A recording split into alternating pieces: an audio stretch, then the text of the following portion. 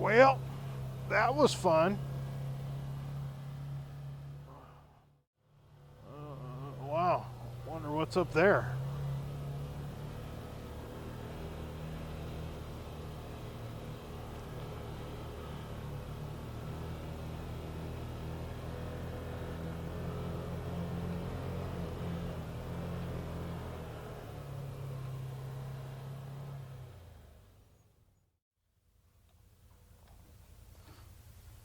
Let's see what we got here. Nothing good, tell you that.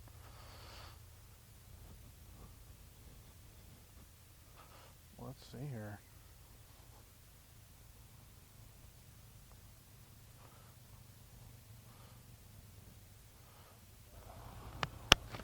You can go around if you want. I'm gonna go.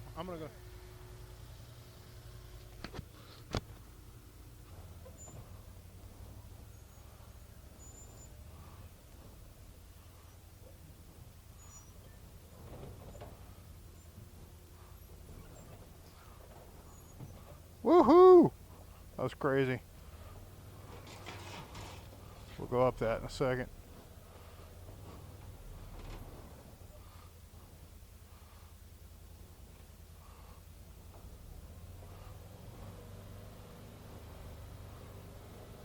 We'll go up that in a second.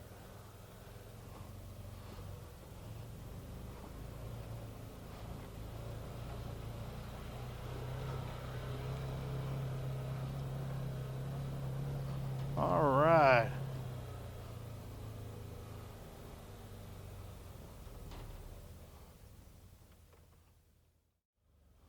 Let's go see what's down here. The old railroad truss. Look at that. And then there's the tunnel. Yeah, baby. That's what I'm talking about. Park underneath the railroad truss. Look at this shit. Wouldn't this be cool if a train came? Oh, wow. Wow. And I rode through that tunnel right there before in the past. I have indeed done that. All right, look at this. This is an old railroad truss, and the train still actively goes across this, but back in the day, we used to ride across this through that tunnel to get to the other side of the river. That's how we used to do it. So cool to see it. Wow. There goes the train. Holy smokes. Oh, that'd have been cool to have been on that trestle. Doggone it. Missed it. Missed it. All right. Trying a different camera location.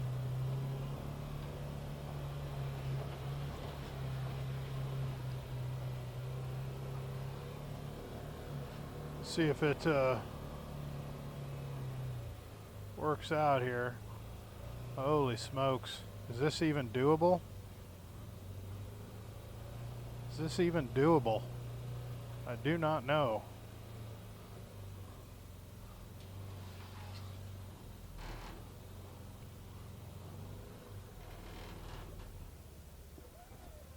I think I need a better angle. Holy smokes. I don't know if this is even doable.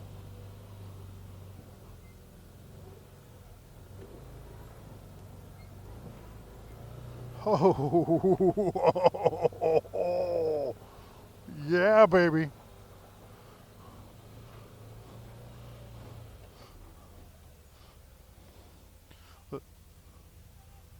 Let's see if my dad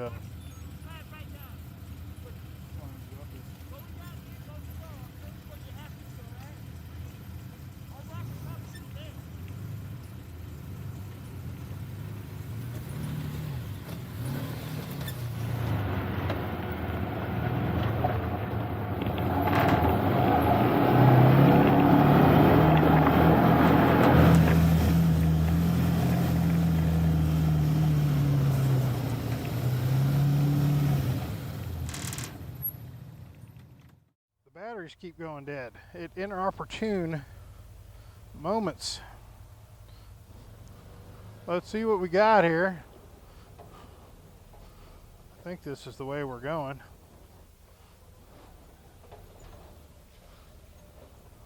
Let's see what happens here.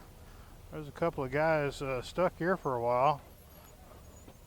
No idea why. Ooh, a little rocky ledge.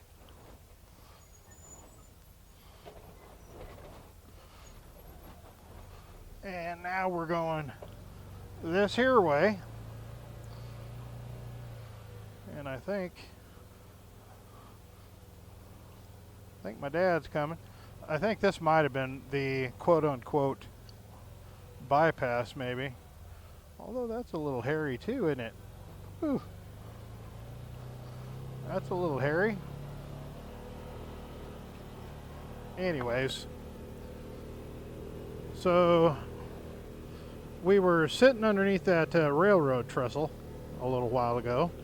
We ate lunch under it, took some pictures, and next thing you know, we're leaving, and here comes the train. We missed the train by like maybe 4 minutes, something like that. And it would have been so cool to have been underneath that trestle when that train came by. I mean, what are the chances of that? Like 1 in 100 or something? What a bummer. What a opportunity missed right there by accident, you know? And I wanted to tell you guys that we had some pretty wide open washes that we were driving in the beginning of this trail, and also like the main road we were driving on, and it was big, open, wide, and I got this thing up to 40 miles an hour and was you know, kind of taking some turns and stuff. And even without the sway bar, I had no problem keeping this thing on the trail. It did slide because it leans more. It does lean more, and it does slide around the corners a little bit more. But as long as you're careful, it was fine. I didn't have a major issue, you know, keeping it on the trail or anything. So I just wanted to let you guys know that, some further information about the sway bar. It does pretty well. Ooh, a Roadrunner. You guys see the Roadrunner? There he goes. There goes the Roadrunner. Beep, beep. And then you got these guys out here. These ranchers are out here rounding up their cows. And, man, that's got to be a rough trip for them cows inside that trailer. And then there's another military truck, like a deuce and a half, that went the other direction, pulling one of those cow trailers, looking for more cows the other way. So they're rounding them up for some reason. So, but I don't know what to expect on this part of the trail. I think the hardest part of the trail is over. And because I had never been on this trail before, I was using a little bit more of my, you know, my concentration, my limited brain power to do the navigating, because I hadn't been on the trail before, and I didn't want to miss a turn or anything. So next time we come on this trail, if we ever do in the near future, you know, I'll be able to do more filming, because I won't be so concentrated, you know, be so, you know, have my concentration more, you know, focused on finding the correct route. There is a hawk or something flying above us. You guys see the shadow on the ground? It's pretty cool.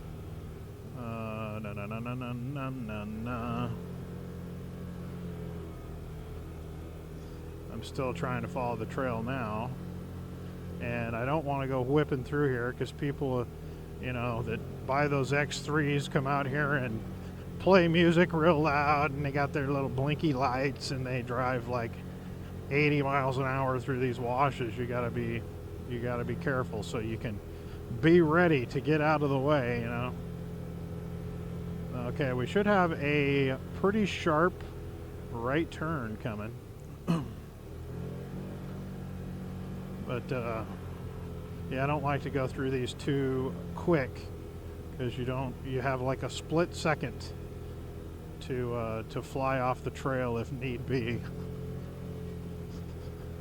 So yeah, there was a couple of spots on this trail that were, you know, slightly difficult, you know, nothing major or anything, but this is like the perfect trail to take somebody that's, you know, new to off-roading, or doesn't like difficult trails or something like that, likes easy trails. This is the perfect trail for somebody like that. Ooh, another cow trailer. I mean, how are they rounding these cows up? Do they have like GPS tracking on them? I mean, how do they even know where they're at? There's a hawk. They're just, oh shit. Almost hit those little birds. But there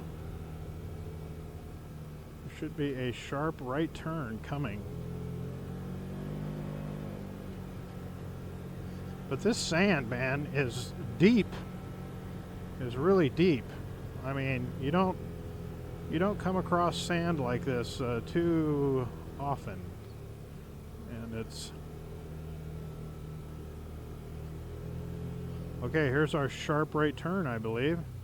Sharp right. Let's make sure my dad sees that. Let's see. I don't see him. There we go. But it sure is pretty out here. You guys got to admit that. This was a nice trail. I would